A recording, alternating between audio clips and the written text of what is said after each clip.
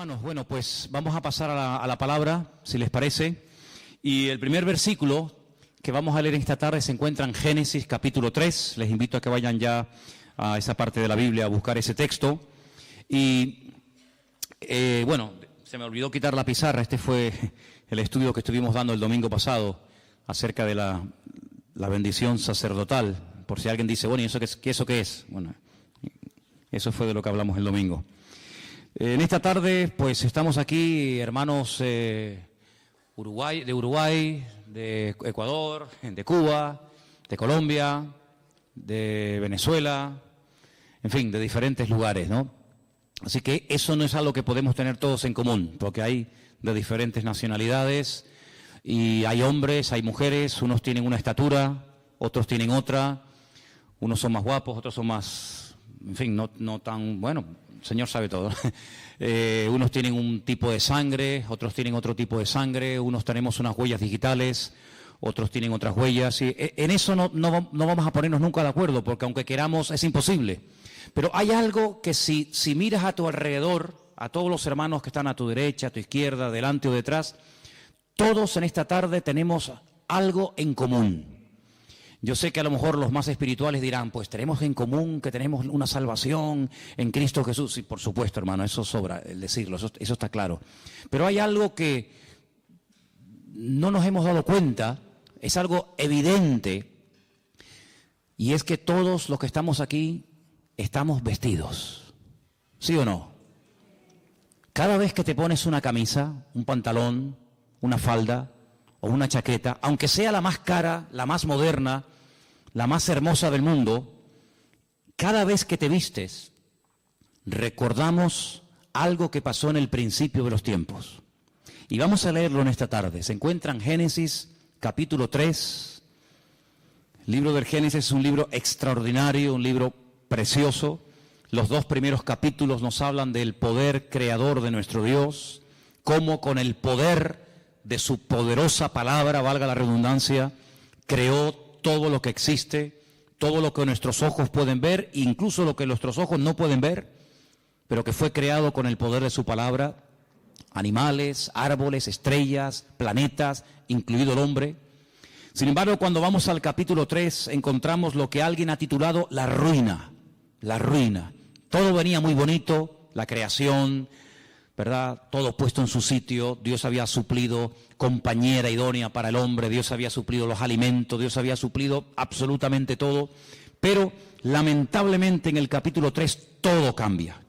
Y a partir del capítulo 3 las cosas van a ser muy diferentes.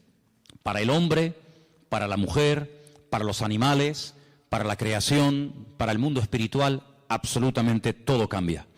Empezamos a leer, si queréis, a partir del versículo 1. Estamos en Génesis capítulo 3, versículo 1, donde dice, pero la serpiente era astuta, más que todos los animales del campo que el Señor había hecho. La serpiente, no dice Satanás. Este animal tenía una característica que la Biblia destaca. Dice que era astuta, y la palabra astuta y la palabra desnudo, que ahora vamos a leerla, es exactamente igual, solamente que se pronuncia diferente, pero se escribe exactamente igual. Ahora hablaremos de ello. La cual le dijo a la mujer, ¿con que Dios os ha dicho no comáis del árbol del huerto? Y la mujer le respondió a la serpiente, del fruto de los árboles del huerto podemos comer, pero del fruto del árbol que está en medio del huerto, dijo Dios, no comeréis de él, ni le tocaréis, para que no muráis. Entonces la serpiente le dijo a la mujer, no moriréis, sino que sabe Dios que el día que comáis, serán abiertos vuestros ojos, y seréis como Dios, sabiendo el bien y sabiendo el mal. Versículo 6. Vio la mujer que el árbol era bueno para comer y que era agradable a los ojos y árbol codiciable para alcanzar la sabiduría, y tomó de su fruto y comió, y dio también a su marido, el cual comió así como ella.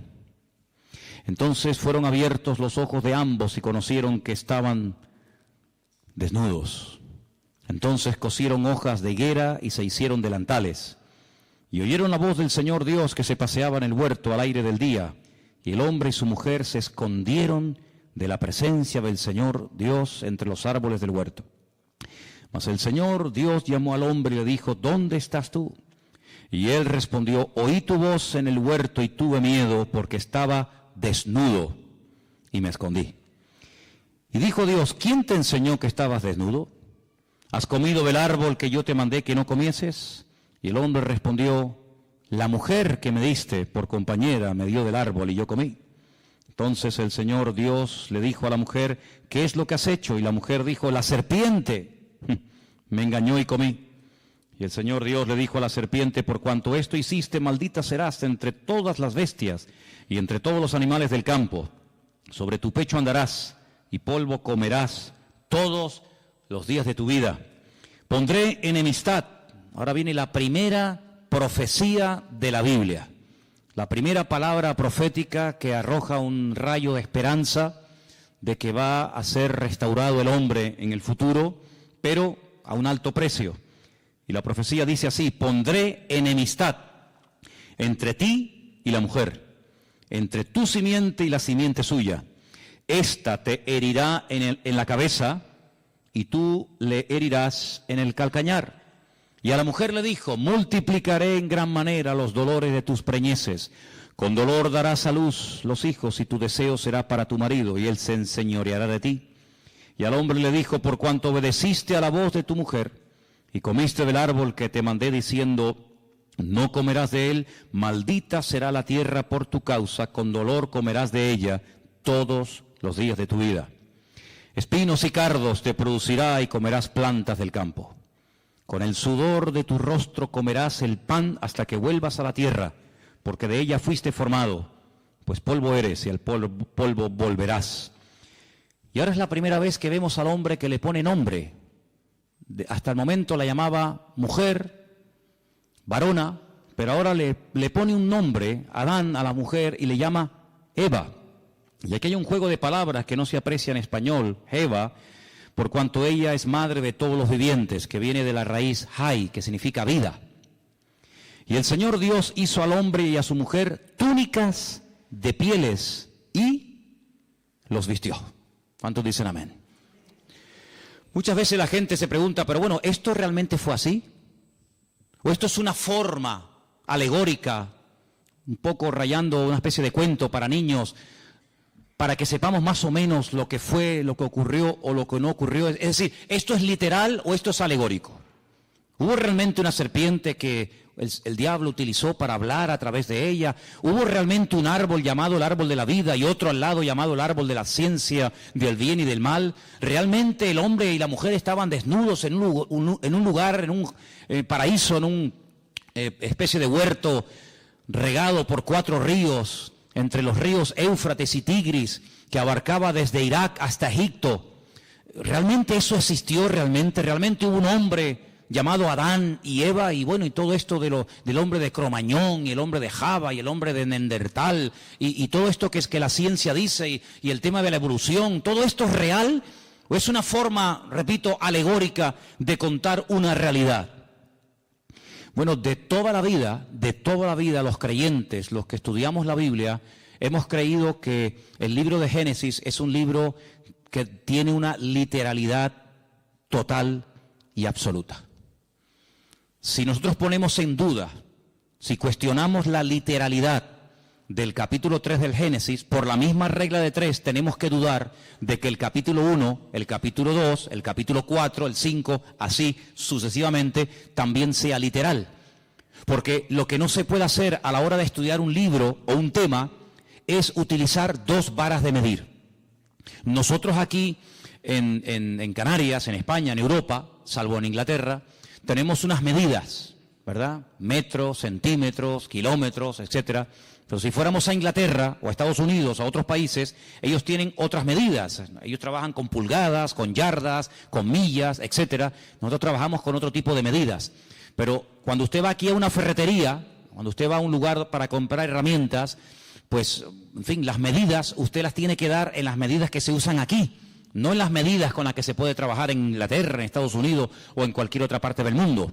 Cuando nos acercamos a la Biblia, no podemos decir, bueno, el capítulo 1, pues sí, hombre, es literal, porque tampoco me crea tanto problema, ¿no? El ver que Dios, con el poder de su palabra, pues fue creando progresivamente una serie de cosas. Ahí pues casi no hay problema, pero esto de la serpiente, del arbolito, que si comieron, que si no comieron, pues como choca un poco con nuestra especie de racionalidad, pues entonces decimos, bueno, esto tiene que ser algo alegórico, no puede ser algo real. Tendríamos un gravísimo problema si comenzamos a interpretar un capítulo literal, otro alegórico, uno literal, otro alegórico, porque entonces, ¿quién es el que establece que este es literal? ¿Quién es el que establece que este es alegórico? ¿Tú? ¿El conjunto de los hermanos de la iglesia? ¿Una serie de teólogos? ¿Los pastores? ¿Los maestros de la Biblia? ¿Los traductores? Es muy complicado. La hermenéutica nos obliga, es decir, la ciencia que nos obliga a la correcta interpretación de los textos bíblicos, nos obliga a utilizar una sola vara de medir. No podemos utilizar dos sistemas de interpretación de un mismo pasaje, porque tendríamos unos problemas terribles. Y bueno, lo que tenemos que aceptar es la literalidad de la Biblia. Eso no significa de que no hay otros libros y de que no hay otras historias y que no haya otros capítulos que no son literales, sino son, digamos, basados en símbolos, en tipos, en antitipos, etcétera, etcétera. Por ejemplo, el famoso libro del Apocalipsis. En el famoso libro del Apocalipsis aparecen ahí una serie de animales, de colores y de cosas que lógicamente ni siquiera existen, pero que a través de esos colores, de esos números, de esos animales que van cambiando de color, el Señor tiene un mensaje que hay que saber interpretarlo. Evidentemente no existe ni ha existido jamás un dragón, ni un caballo que ahora es blanco, mañana negro, pasado amarillo y finalmente rojo. Todo eso tiene una razón de ser, pero es que el libro del Apocalipsis, salvo una parte del principio del libro, que son los mensajes a las iglesias del Apocalipsis, sabemos que el libro del Apocalipsis, un 90 o más del porcentaje del libro, es un libro profético, y el lenguaje profético es un lenguaje completamente diferente a un libro como, por ejemplo, el libro de los Hechos, que es un libro histórico. Entonces la historia no es alegórica, la historia es o no fue. Pero realmente hubo un señor llamado Pablo, realmente viajaron a Roma, o Roma significa otra cosa y Pablo significa otra cosa. Sabemos que la historia no es alegórica, es real. Lo profético sí puede tener esa especie de diferente interpretación. Pero el Génesis no es un libro alegórico. No es un libro alegórico. Los únicos, escuchen bien esto, los únicos que interpretan alegóricamente no solamente el capítulo 1 y el 2 y el 3, sino todo el libro del Génesis, los únicos en la historia que lo hicieron, lo hacen y me temo que lo seguirán haciendo, interpretar alegóricamente el libro del Génesis, son los cabalistas. Cuando usted estudia la Cábala, pues en la Cábala todo tiene una explicación, nada es real, nada es literal, sino que hay cosas que tienen que ver con lo femenino, con lo masculino, etcétera, etcétera, pero no vamos a entrar en eso porque, ¿para qué? Por lo tanto, en el libro del Génesis lo que vemos es que Dios, en los 2 primeros capítulos, Él crea todo lo necesario e imprescindible para que el hombre esté cómodo y para que al hombre no le falte absolutamente de nada. Le suple los alimentos, le suple su compañera, su esposa, etcétera, etcétera. Pero crea un hombre tan perfecto, tan perfecto. Recuerden que el hombre es una especie de representación, una especie de, no quiero utilizar la palabra clon para que no se me malinterprete, pero dice que fue creado a imagen y semejanza de Dios. Ya explicamos que Selen, Demut, que son las 2 palabras que se utilizan, no es en cuanto a aspecto físico, pero sí es en cuanto a capacidades, en cuanto a dotación. El hombre tiene unas capacidades muy similares a las de Dios. Puede elegir, puede, tomar decisiones, puede razonar, puede recibir órdenes, puede dar órdenes, etcétera, etcétera. Algo muy similar a la naturaleza y a la esencia de Dios, lógicamente con sus limitaciones, ¿verdad? Pero lo crea tan perfecto que le da la capacidad de poder rebelarse en contra de su Creador. ¿Por qué Dios lo hizo así? Bueno, eso se lo preguntaremos en su momento al Señor. Tal vez nosotros lo hubiéramos hecho de otra manera, pero no significa que el hecho de que Dios le haya dado, que haya dotado, que haya capacitado tanto a uno como a otro, tanto al hombre como a la mujer, con la capacidad de rebelarse contra su Creador, no significa ni mucho menos que Dios se equivocó o que Dios le hizo mal. Esa era la voluntad de Dios, y la voluntad de Dios, dice Romanos 12, es santa, agradable y perfecta. Y si así no fuera, entonces sí podríamos tachar o sí podríamos cuestionar a Dios de ser más que un Dios de amor, más que un creador de robots, un creador de clones, un creador de seres incapaces de rebelarse, sino que le aman y le obedecen, porque aunque quisieran dejar de amarle o dejar de obedecerle, no pueden, porque Dios no los ha capacitado para ser rebeldes. Todo lo contrario. El hombre se rebeló, el hombre le creyó más a lo que Satanás le decía que a lo que Dios dijo. Fijaros que en ningún momento, y esto es algo interesantísimo, hermano, en ningún momento Satanás cuestiona la existencia de Dios. En ningún momento dice cosas como Dios, ¿y ese quién es? Pero si Dios no existe, en ningún momento cuestiona Satanás la existencia de Dios, sino lo que cuestiona, lo que pone en tela de juicio, no es la existencia de Dios, sino las órdenes, las limitaciones que Dios ha puesto. Que Dios te ha dicho, luego ya Dios existe, lo da por hecho. Que Dios te ha dicho que si comes, que si desobedeces la orden que Él te ha dado, morirás. No le creas, no es verdad, no morirás. Lo que pasa es que Dios no te ha dicho toda la verdad y yo sí te la voy a decir. Fíjate qué tremendo, ¿eh? Es un atentado contra la mismísima esencia de Dios. La esencia de Dios es la verdad. La esencia de Dios es la verdad. Yo no lo voy a hacer ahora, pero si yo les trajera, que lo tengo por ahí fotocopiado, allí en el cuartito de la oración lo podéis ver, el capítulo 1 del Génesis, si comenzáramos a sumar una serie de palabras, continuamente, en todo el capítulo 1 y en todo el capítulo 2, continuamente aparece, después de leer ciertas y determinadas frases o textos, la palabra verdad. Y lees y verdad. Y es como que el texto lleva la firma de Dios. Es como cuando vimos aquí, ¿os acordáis? Cuando vimos aquí la bendición sacerdotal que estudiamos el domingo, esta bendición diseñada, creada y enseñada por Dios al hombre, lleva la firma de Dios. Saber encontrarla, pero la lleva. Luego, el libro del Génesis, el relato de la creación, lleva la firma de Dios, y la firma de Dios, la esencia de Dios, es la verdad. El mismo Señor Jesucristo, la misma palabra cuando se encarna, porque esto es un milagro, este es el milagro más grande de todos. El milagro más grande no es que un ciego pueda volver a ver, que es algo tremendo, o que un muerto resucite, o que un leproso sea limpiado. Sí, son milagros tremendos, pero hay algo más grande que eso, y es que la palabra, el verbo, se hace carne. Eso es lo más grande que hay. Y sobre esa verdad hemos estudiado también en las últimas semanas. Juan basa toda la explicación de su evangelio diciendo, y el verbo que era Dios se hizo carne, habitó entre nosotros y vimos su gloria, gloria como del unigénito del Padre. Sí, eso es algo tremendo, porque que la Biblia de repente haga así ¡fum!, y se convierta en carne, pues eso es lo que ocurrió. El Señor Jesucristo se hizo carne y habitó entre nosotros. Y dice la Biblia, y si alguno cuestiona eso, si alguno no es capaz de confesar, dice Juan, es muy claro en esto, si alguno no confiesa que el verbo, que la palabra se hizo carne, ese es mentiroso y ese es el espíritu del anticristo. Qué tremendo, Por eso dice, ¿queréis probar los espíritus? Cuando dice Juan, no me estoy yendo del tema, ¿no? Pero solamente para remarcar un poco esto, dice, probar los espíritus, porque no todo espíritu es de Dios. Y uno dice, bueno, ¿y cómo pruebo? ¿Y cuál es la prueba? Dice, dile, ¿crees que Jesucristo, crees que el verbo ha venido y se ha hecho carne? No, yo no creo eso. Entonces este no es de Dios. Ahí se prueban los espíritus. Si dice que sí, evidentemente es otra cosa. Pero volviendo al tema, entonces lo que hace Satanás es que siembra la duda. Alguien dijo que la duda es el padre del pecado.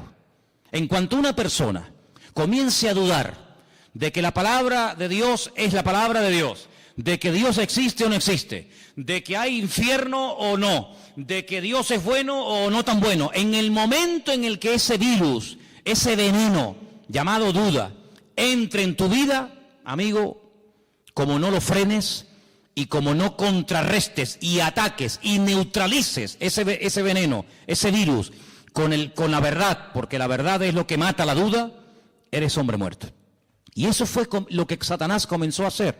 Él no cuestiona la existencia de Dios, ya lo haría en otros momentos de la historia, No te preocupes que el diablo tiene unas artimañas y tiene un montón de disfraces. En la Edad Media se puso uno, en la época de Adán y Eva se puso otro, y tiene muchos disfraces, y él va cogiendo el que más le conviene. En este momento no le convenía cuestionar la existencia de Dios porque, permítame la expresión, le saldría el tiro por la culata. Porque si alguien en esta vida sabía que había un creador y un Dios todopoderoso, ese era sin lugar a duda Adán y Eva, porque ellos no tuvieron ni padres, ni madres, ni suegros, ni suegras, sino que ellos eran producto de las benditas y poderosas manos de Dios. Por lo tanto, presentarse a ellos cuestionando la existencia de Dios hubiera sido un rotundo fracaso, porque ellos hubieran dicho, ¿cómo? Que Dios no existe, pero si hemos hablado con Él, hablamos todos los días con Él, y Él habla todos los días con nosotros. Nuestros cuerpos Él los creó. Yo me quedé dormido y cuando me desperté me encontré a Eva. El Creador me la entregó, por lo tanto por ahí el diablo iba mal. Pero emplea este arma favorita del diablo y es sembrar dudas. Sembrar la desconfianza en Dios. ¿Será verdad lo que Dios dijo? ¿Será verdad? ¿Funciona esto? ¿No funciona esto? Y entonces todos sabemos que esta persona desobedece, esta persona peca. Y fíjate qué curioso, lo primero que esta gente hace es sentir miedo, sentir vergüenza y esconderse del Creador con el cual antes hablaban y tenían una comunión tremenda. Cuando el Señor busca al hombre en el jardín del Edén y le dice, ¿por qué te escondes? Dice, porque oí tu voz y tuve miedo. ¿Tuviste miedo? ¿Y de dónde viene ese miedo? Luego el miedo es engendrado por el pecado. Si el pecado produce miedo, cuando una persona no tiene una relación íntima y segura con el Señor, tiene temores, y los temores son tan variados: miedo a la muerte, miedo a ser abandonado, miedo a caer enfermo, miedo a perder el trabajo, miedo a que mi marido se vaya con otra, miedo a no sé qué. Sí, es un abanico terrible, y eso el hombre comenzó a sentirlo, el hombre comenzó a experimentarlo, y el hombre llegó a tener hasta miedo de su propio Dios, de su propio Creador. Y le dice algo tremendo, le dice, es que también me oculté de ti porque estaba desnudo. Ahora, yo les dije que en el versículo 1, en el versículo 1 de Génesis, 3:1 de Génesis, describe a la serpiente como una criatura astuta. La palabra astuta en hebreo es arum, arum. Y la palabra desnudo en el versículo 10 es la palabra herón. Se escribe exactamente igual, las mismas letras. Claro, si les ponemos las vocales automáticamente varían. Es decir que Satanás lo que hace es que se camufla. Satanás lo que hace es que utiliza este animal que ya tiene en su naturaleza, en su esencia, el ser un animal astuto. Fíjate qué tremendo, ¿no? Jesús dice en el Sermón del Monte que la serpiente es astuta y las palomas son sencillas, que describe la esencia de la serpiente como un ser astuto. Y entonces lo que Satanás hace es utilizar a este animal porque no se puede presentar tal y como él es. Ahora, aquí hay que pararnos y comenzar a hacernos una serie de preguntas muy interesantes. Vemos a Satanás en persona, no mandó a un demonio, sino que él en primera persona va y tienta a Eva, pero detrás utilizando a este animal. Y la única vez que lo volvemos a ver a él personalmente tentando a una persona, ya es en el Nuevo Testamento al Señor Jesucristo. Él nunca tentó a nadie personalmente, salvo a Eva en el jardín del Edén y en el desierto de Judea al mismísimo Señor Jesucristo.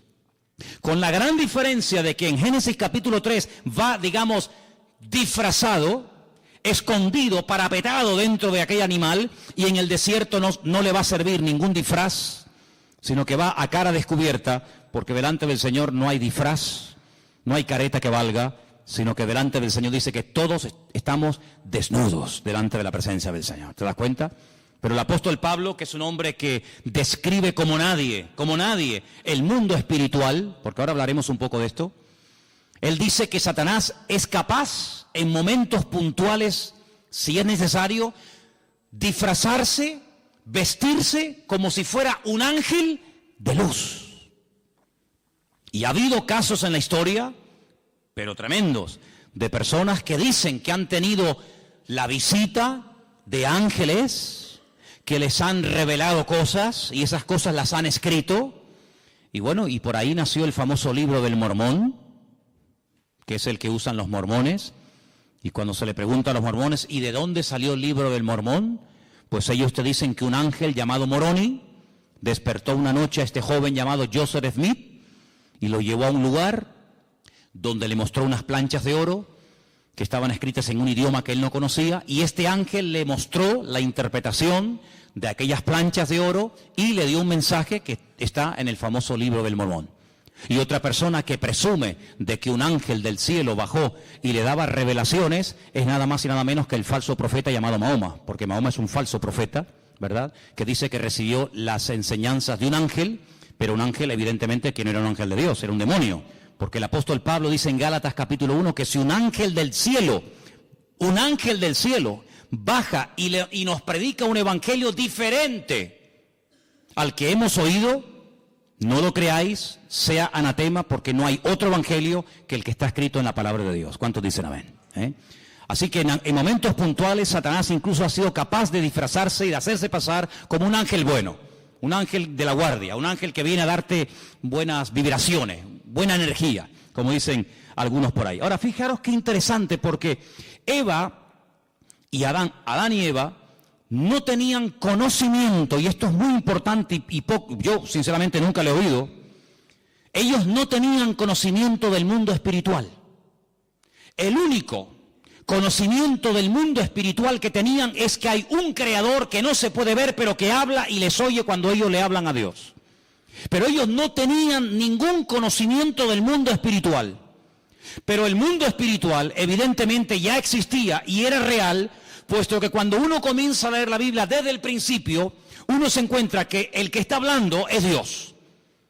Más adelante encontramos que Dios crea a un hombre. De ese hombre extrae a una mujer. Y encontramos a Dios, al hombre y a la mujer. Capítulo 1 y capítulo 2. Pero cuando vamos al capítulo 3 nos encontramos que ya no hay 3, ahora hay 4. Ahora seguimos teniendo evidentemente al Creador, a Dios, a Eva, a su marido Adán y a Satanás, utilizando a esta serpiente. Y la pregunta lógica es, ¿dónde dice en Génesis 1 o en Génesis 2 cuándo fue creado este personaje? Porque no vemos en ningún momento en el libro del Génesis, ni en Éxodo, ni en Levítico, ni en Número, ni en Deuteronomio, no vemos en ningún momento que este ser existía. Sin embargo, la palabra de Dios en Ezequiel capítulo 28, ahora leeremos algunos versículos, el Señor dice que este querubín, lo llama así, querubín protector, grande y protector, estuvo en el jardín del Edén. Luego hay una creación que no se relata en Génesis capítulo 1 ni en Génesis capítulo 2, pero que ya existía. Vemos que Satanás ya no es ese querubín protector encargado de la música, de la alabanza y de la adoración, sino que es un ser maligno que lo que pretende es separar al hombre de Dios. Luego ya su naturaleza no es una naturaleza sana, una naturaleza buena, sino que su objetivo es arruinar. Su naturaleza ahora es maligna, perversa. El Señor dijo, es un ladrón. Viene a hurtar, a matar y viene a destruir. Y aquí lo vemos, haciendo su primer intento en la historia de la humanidad, queriendo matar la comunión del hombre con Dios, queriendo separar al hombre de Dios, creando distanciamiento, creando mal ambiente, ¿verdad? Así que vamos a Ezequiel capítulo 28 para que veáis cómo en este libro, que por supuesto, sobra decir, no existía en los tiempos de Adán y Eva. Adán y Eva nunca leyeron el libro de Ezequiel. En el capítulo 28 se describe la naturaleza de este personaje. Ezequiel 28:12 viene hablando del rey de Tiro, pero en medio del mensaje de Dios al rey de Tiro, mete otro mensaje que complementa lo que viene diciendo y dice lo siguiente: Hijo de hombre, levanta endechas sobre el rey de Tiro. Tiro es una ciudad que está al norte de Israel, no entraba dentro del territorio de Israel, está bien al norte, ¿verdad? Y dile, así ha dicho el Señor, tú eras el sello de la perfección, lleno de sabiduría y acabado de hermosura. Solamente escucha estas tres características, son impresionantes, ¿eh? De ningún ser en la Biblia el Creador habla en semejantes términos. Los vuelvo a repetir: sello de la perfección, lleno de sabiduría y acabado de hermosura. Cuando Dios da algo no lo quita. Luego, aunque este ser fue arrojado de la presencia del Señor, su sabiduría, su hermosura y sus cualidades recibidas de parte de Dios se las llevó con él. Pero ahora dice algo tremendo. En Edén, ¿cómo sabemos que ya no está hablando del rey de Tiro? Bueno, por sentido común. En Edén no estuvo nunca el rey de Tiro. El rey de la ciudad de Tiro nunca estuvo en Edén. Luego ya no está hablando del rey de Tiro, sino ahora dice, en Edén, en el huerto de Dios estuviste. Ay, amigo. De toda piedra preciosa era tu vestidura. Yo les voy a pedir un favor a partir de ahora. Cuenten las piedras preciosas que yo voy a comenzar a leer a partir de ahora, por favor. Cuéntenlas, ¿sí? En Edén, en el huerto de Dios estuviste. De toda piedra preciosa era tu vestidura. Empiezo. De cornerina, topacio, jaspe, crisólito, berilo, iónice, zafiro, carbunclo, esmeralda. Y luego el oro es otra cosa, ¿no? No es una piedra preciosa. Los primores de tus tamboriles y flautas estuvieron preparados para ti en el día de tu creación. Luego es un ser creado, no es un ser eterno. En el día de tu creación. Ese día de la creación no fue Génesis capítulo 1, porque allí no vemos cómo el Señor creó a este personaje. Pero evidentemente hay otro momento no relatado, no narrado en Génesis capítulo 1, donde evidentemente Dios tuvo que crearlo, porque Dios dice que este personaje al cual llama en el versículo 14, querubín grande y protector, hubo un día en el que fue creado por el Señor. Lo llama querubín grande, protector. Yo te puse en el santo monte de Dios. Allí estuviste, en medio de las piedras de fuego te paseabas. Pero esto no lo encontramos en Génesis 1. En el jardín del Edén no dice que era el monte de Dios. ¿Qué te parece? Luego está describiendo otro sitio. El jardín del Edén era el sitio para el hombre. Y hay otro sitio que se está describiendo aquí, que era el sitio donde Dios estaba, donde Dios vivía y donde estaba este personaje. Y sigue diciendo la Escritura, perfecto. Perfecto también es la palabra completo. ¿Vale? La misma palabra, shelem, es igual para perfecto que para completo. Así que si quieren leer completo eras o perfecto eras, da igual. En todos tus caminos, desde el día, le vuelvo a repetir, que fuiste creado hasta que se halló en ti maldad. Amigo, a causa de la multitud de tus contrataciones fuiste lleno de iniquidad y pecaste. ¿Y ahora qué dice aquí? Por lo que yo te eché. ¿Quién lo echó? El Creador. Yo te eché. ¿De dónde? Del monte de Dios. Y te arrojé de entre las piedras de fuego, oh querubín protector. Y ahora lo vemos en Génesis capítulo 3, a este personaje que antes estaba en la presencia del Señor, ahora lo vemos en el jardín del Edén tentando a Adán y tentando a Eva. Qué tremendo, ¿no? Y dice aquí, se enalteció tu corazón a causa de tu hermosura. Increíble, ¿cómo tenía que ser este personaje, eh? Lo más hermoso. Corrompiste tu sabiduría a causa de tu esplendor. Yo te arrojé por tierra. Delante de los reyes te pondré para que miren en ti. Con la multitud de tus maldades y con la iniquidad de tus contrataciones profanaste tu santuario. Yo pues saqué fuego de en medio de ti, el cual te consumió y te puse en ceniza sobre a los ojos de todos los que te miran. Todos los que te conocieron de entre los pueblos se maravillarán sobre ti, espanto serás y para siempre dejarás de ser. Fíjate que lo llama querubín, pero la palabra querubín en Génesis 1 no aparece. La palabra querubín en Génesis 2 no aparece. La primera vez que aparece en la Biblia la palabra querubín, ahora vamos a decir que es un querubín, aparece en Génesis capítulo 3. Volvamos a Génesis 3. Concretamente el último versículo. Génesis 3, el último versículo. Y dice así: echó pues fuera al hombre y puso al oriente del huerto del Edén querubines y una espada encendida que se revolvía por todos lados para guardar el camino del árbol de la vida. Luego, si Adán y Eva nunca habían oído en su vida la palabra querubines, cuando se presenta este personaje utilizando a esta serpiente astuta, ella no tiene ningún conocimiento del mundo espiritual. Ella no sabe lo que es un querubín, ella no sabe lo que es un serafín, ella no sabe quién es Satanás, ellos no saben nada. Pero ellos estaban capacitados para discernir que esta tentación, este ataque, no provenía de Dios. Primero, porque está contradiciendo a la palabra. Dios dijo: si comes, morirás. Y este me está diciendo que no moriré. Luego, ¿a quién le creo? ¿A mi Creador y a mi Señor? El que me ha creado, el que me ha demostrado que me ama, el que ha creado un mundo maravilloso para mí, o a este que no sé quién es y de dónde ha salido. Ahí hay un dilema y una tentación. Eso es lo que es ponerte entre la espada y la pared, decir: ¿a quién le creo? ¿A Dios o al horóscopo? ¿A lo que dice mi Señor en su palabra?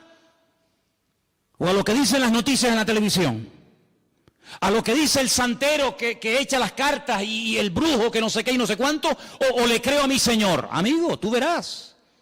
Lamentablemente tengo que decir que Satanás sembró el veneno de la duda, de la incertidumbre, de la desconfianza en el corazón de Eva, y le creyó más a este, que no sabía quién era y de dónde había venido, que a su Señor y a su Creador. Y cuando uno no cree la verdad, se convierte en un esclavo. Aquí arriba tenemos un texto, son palabras de Cristo. Él dijo: conoceréis la verdad y la verdad os hará libres. ¿Cuántos dicen amén? Cuando tú prefieres creer a tus mentiras y a tus rollos y a tus excusas y a tus argumentos, quieras o no quieras, te conviertes en un esclavo. En un esclavo de tus pasiones, en un esclavo de tus mentiras, en un esclavo de lo que te han dicho o de lo que tú crees que es. Cuando tú cuestionas lo que dice la Biblia, ¿y por qué Dios dice blanco si yo veo que es gris? Bueno, lo que tú veas es una cosa y lo que Dios dice es otra. Y tú te puedes equivocar, porque dice la Biblia que el ser humano es un ser ahora, y fíjate tú, imperfecto, lleno de debilidades, lleno de imperfecciones, pero nuestro Dios es un Dios perfecto y nunca, jamás saldrá una mentira de la boca de Dios. ¿Cuántos dicen amén? Dios es un Dios de verdad, la esencia de Dios es la verdad. Dios no puede mentir. Va en contra de su naturaleza. Hay cosas que a Dios no le afectan, la mentira. Dios no puede mentir.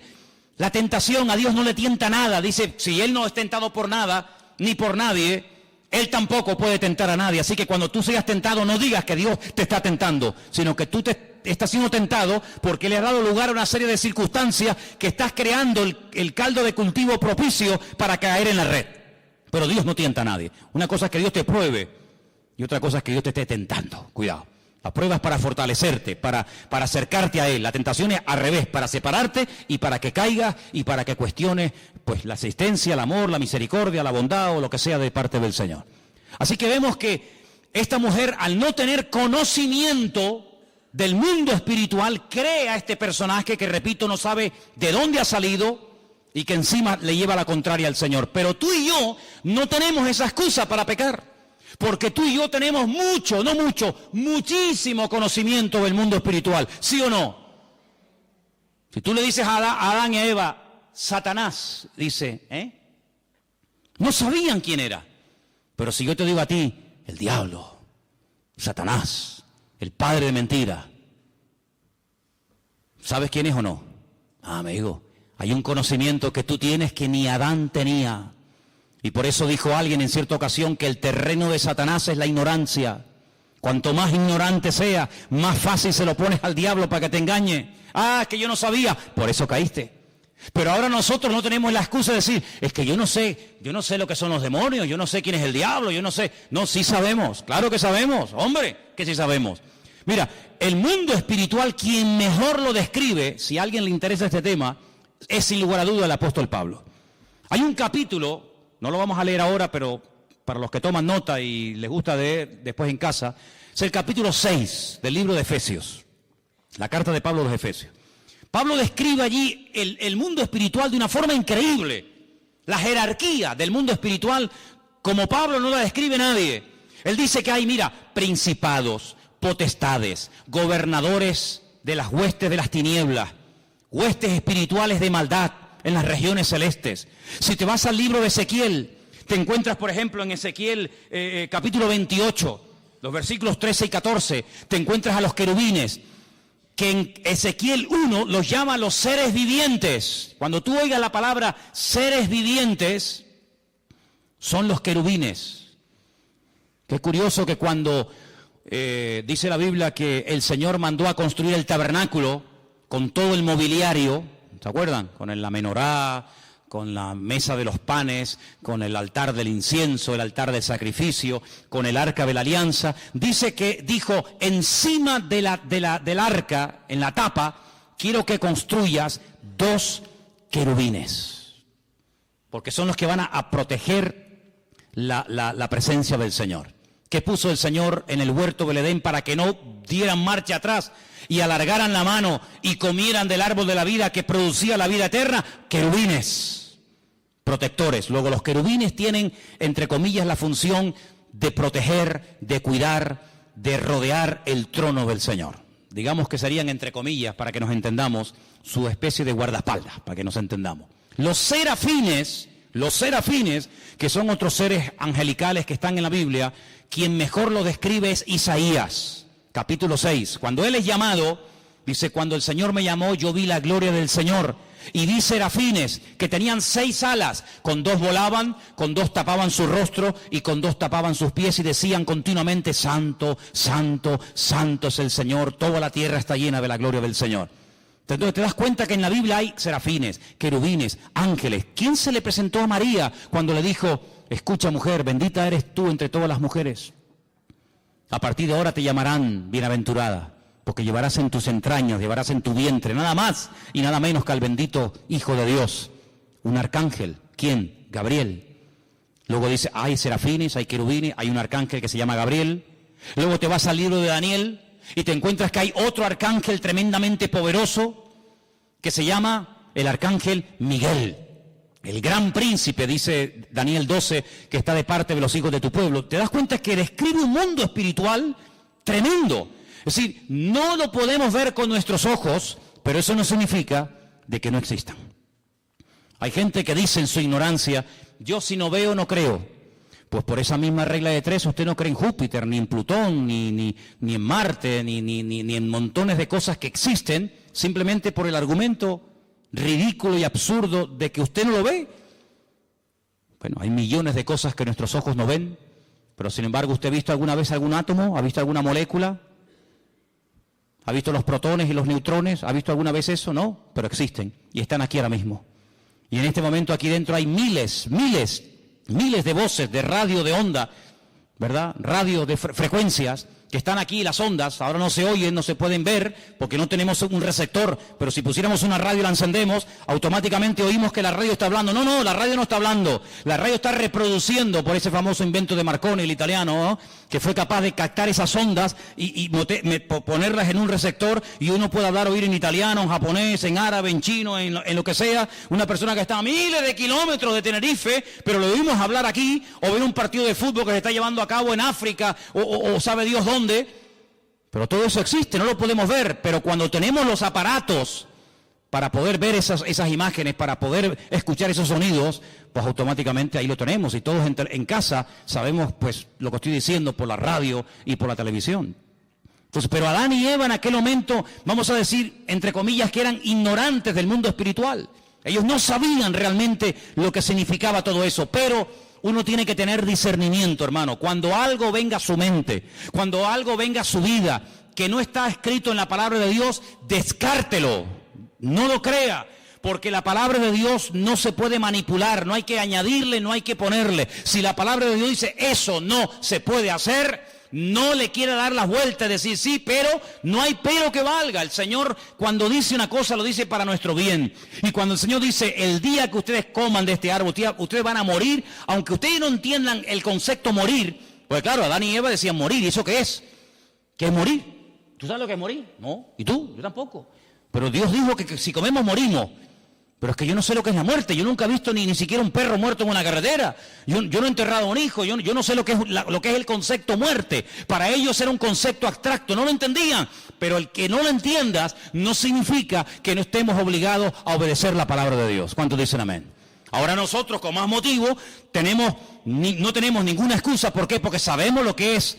Sabemos lo que es la muerte, sabemos lo que es la tristeza, el desánimo, la depresión, la desgracia, los follones, los líos. ¿Por qué? Porque lo hemos visto en otras personas, tenemos millones de puntos de referencia, incluso en nosotros mismos, sabemos las consecuencias terribles de hacer algo malo, pero en aquellos momentos ellos no tenían eso, pero tenían algo muy importante, y es que ellos tenían que haberse dado cuenta de que este ser, que no sabían de dónde había venido, estaba contradiciendo la palabra del Señor, porque uno de los juegos favoritos del diablo es llevarle la contraria a Dios. ¿Qué dijo Dios el día que se bautizó su hijo en el río Jordán? Este es mi hijo amado, en el cual tengo toda complacencia, en el cual deposito toda mi confianza. ¿Quién dijo eso? Dios. La voz de Dios se oyó. Se va al desierto. ¿Y quién viene a tentarlo?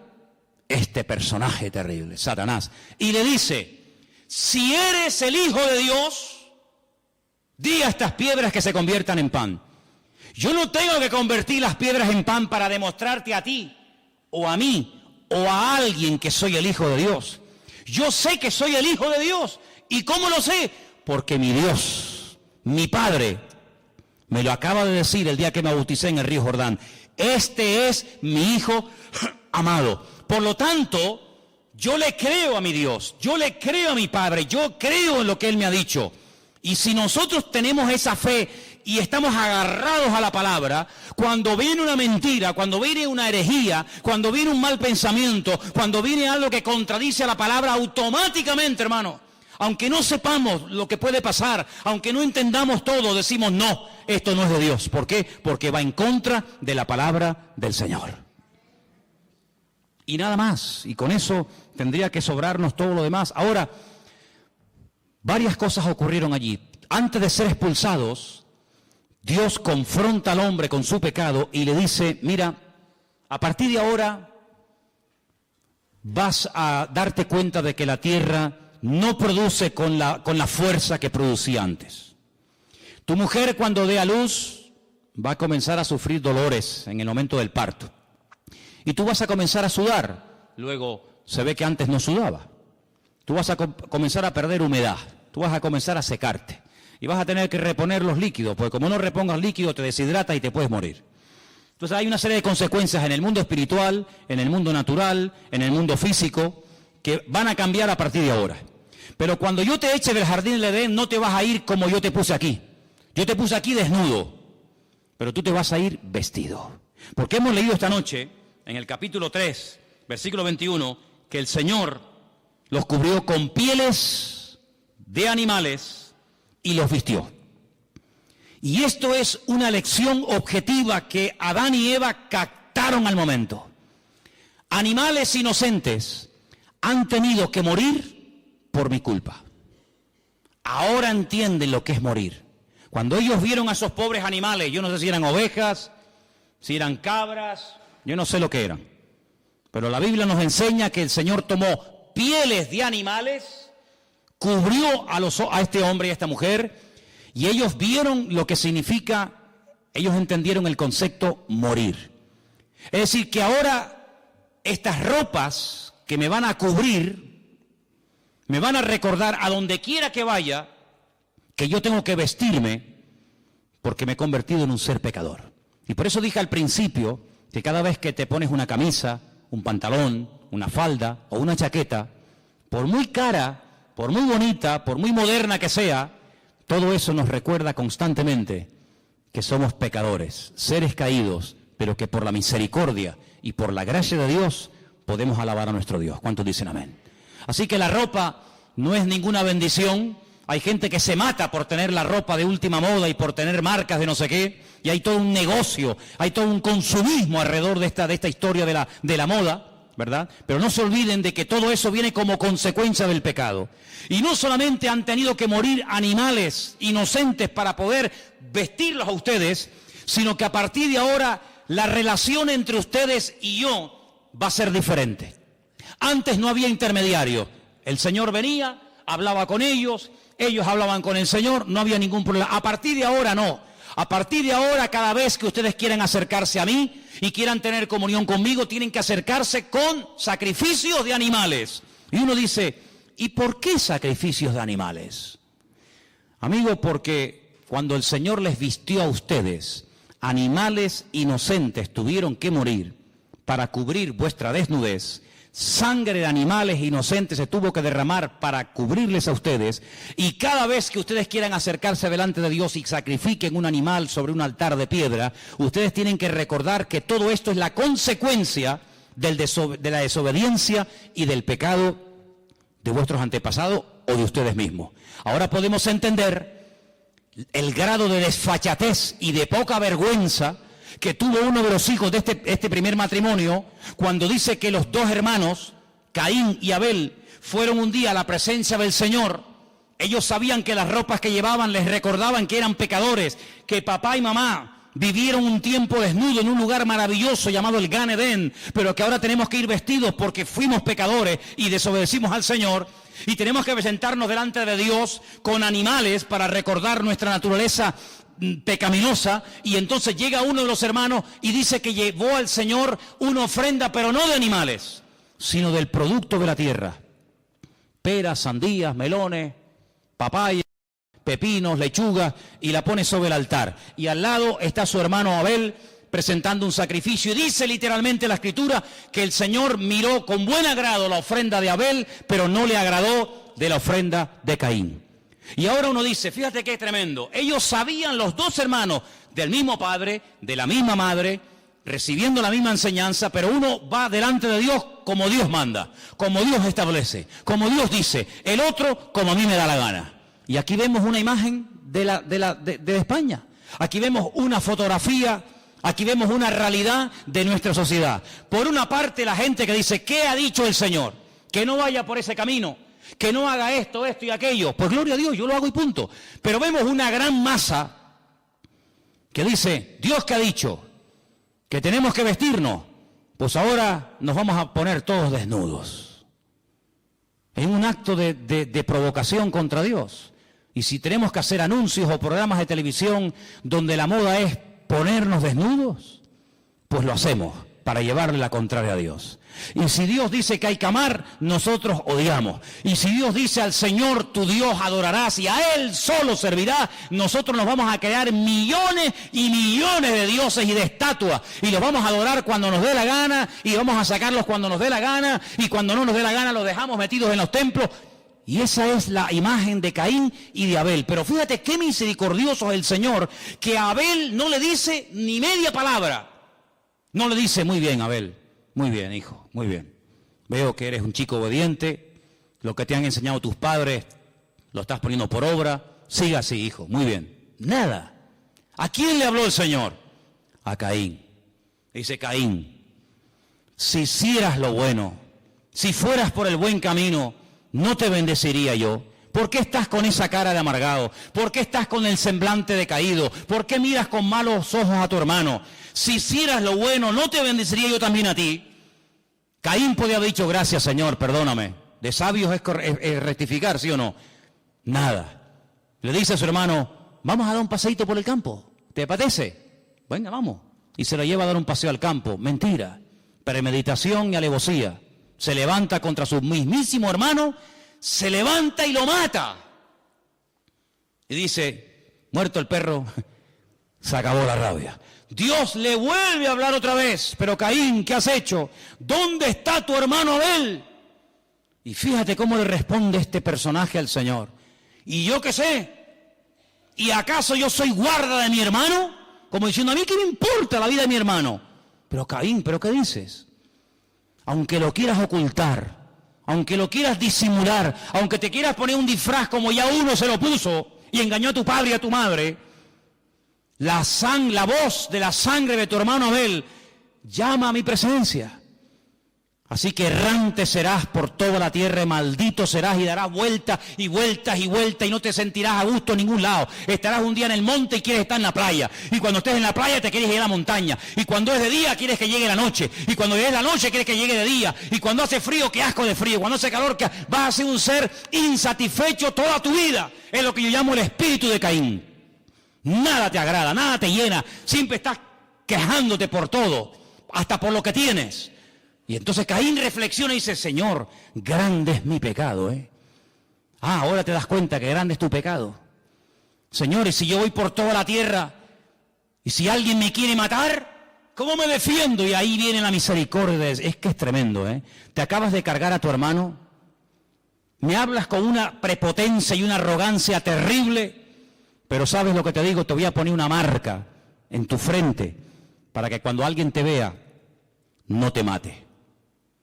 Aún así el Señor le da una protección sobrenatural a este personaje, ¿no? Pero quiero terminar, porque hay material aquí para dar y vender, quiero terminar pidiéndoles a todos ustedes que se aprendan 3 números. ¿Sois capaces, no? ¿Sí o no? ¿Sí o no? Bien. 28, 28 y 21. Más fácil e imposible. ¿Sí o no? Éxodo 28. Ezequiel 28, Apocalipsis 21. A ver, díganlo ustedes solos.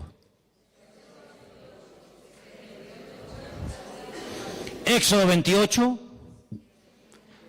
Ezequiel 28, Apocalipsis 21. Porque dice la Escritura, son las 3 únicas listas que hay en la Biblia de piedras preciosas. A mí me encantan las piedras preciosas. No tengo ninguna, a ver si me entienden. Pero me encantan las piedras. Para mí es algo tan hermoso. Un rubí, una esmeralda, un diamante, un zafiro. Son cosas preciosas, ¿no? Son muy bonitas. Pues el Señor le dice a Satanás en el principio a este querubín, yo te voy a poner una vestidura tan hermosa. ¿Cuántas piedras preciosas contaron cuando leí Ezequiel 28? 9. 9 más el oro, ¿no? 9. Vamos a poner 9. 9. ¿Cuántas piedras preciosas llevaba en el pecho el sumo sacerdote? 12, ¿seguro? ¿Cuántas tribus de Israel, cuántas familias había? 12. Ahí tenemos, ahí tienen el muñequito del sumo sacerdote. 12 piedras preciosas. ¿Cuántas llevaba Satanás en su pecho? 9. Ay, amigo. Cuando ustedes van a Apocalipsis capítulo 21... dice que los cimientos de la Nueva Jerusalén están adornados con 12 piedras preciosas diferentes. La tarea que les mando es que hagan en un papel, apunten las piedras preciosas que se mencionan en Éxodo 28. Las piedras preciosas que llevaba Satanás en su cuerpo en Ezequiel 28 y las piedras preciosas que menciona Apocalipsis 21 y que las comparen.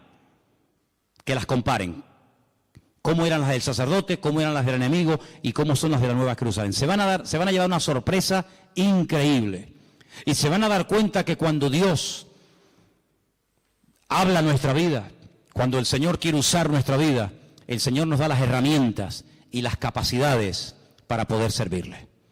Sería una tragedia para un médico tener encima de una mesa de quirófano a un paciente. Con el conocimiento este hombre sabe lo que le pasa.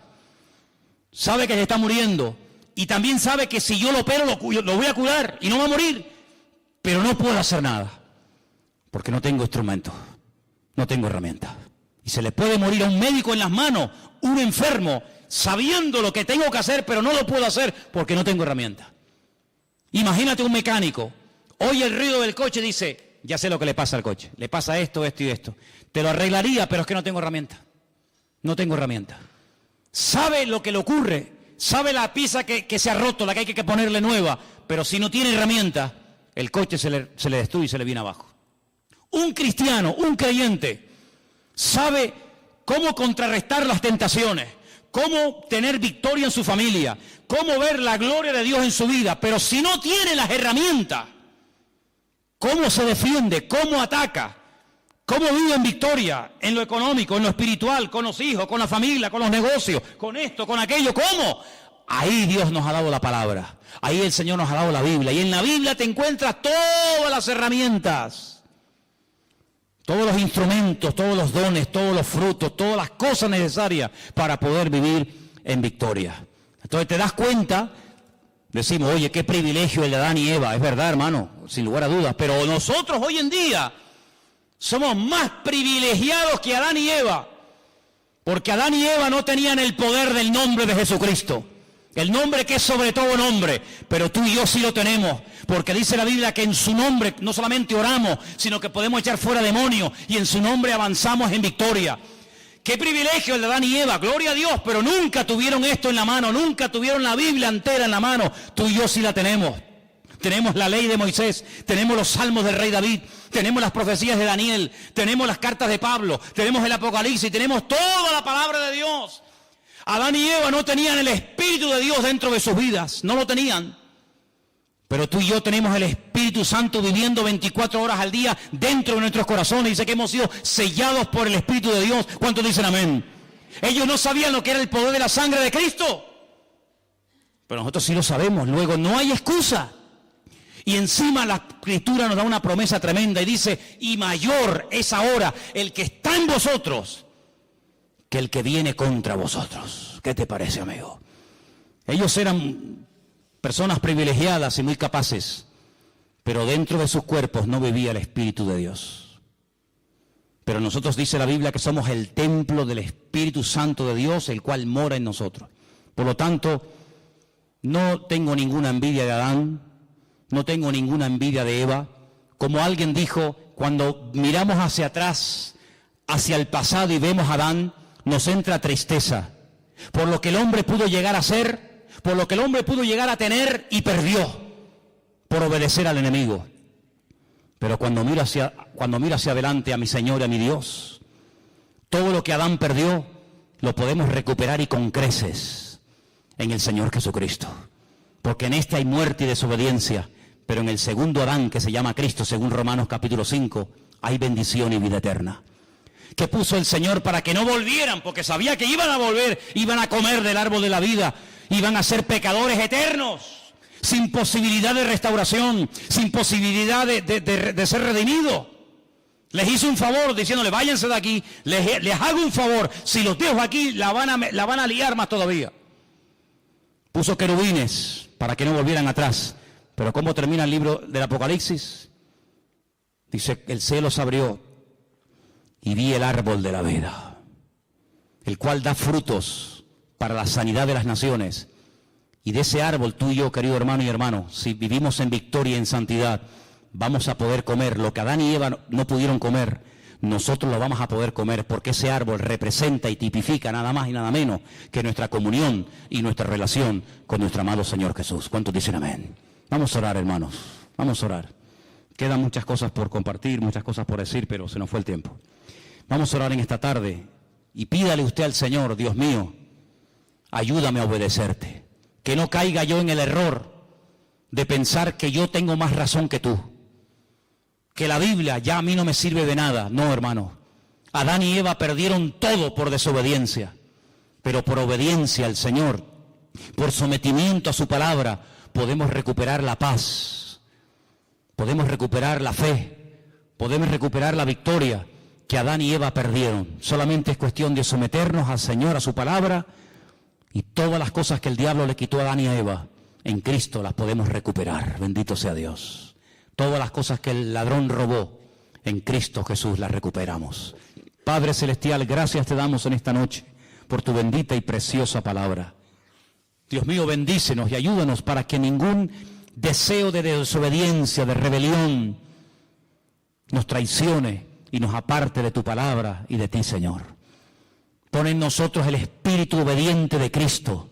Pon en nosotros el espíritu de sometimiento que Cristo tuvo a la voluntad del Padre, aunque la voluntad en un momento de su vida fue la muerte. Pero sabemos que cuando morimos, vivimos, y a veces cuando vivimos, morimos. Padre, en el nombre de Jesús, tómanos de tu mano, aparta al enemigo de nuestra vida, aleja al maligno de nuestro camino, y sé tú nuestra lumbrera. Sé tú nuestro guía, nuestro pastor. Ve tú delante de nosotros, cubre nuestras espaldas, Dios mío, para que en el nombre de Jesús tu gloria siempre esté a nuestro lado. Bendice, Señor, a tu pueblo aquí presente. Bendice a todos los hermanos que verán y escucharán este mensaje después, y que tu bendición nunca se aparte ni de nuestras vidas ni de nuestros hogares. Y te damos gracias por todo, en el bendito nombre de Jesús. Amén y amén.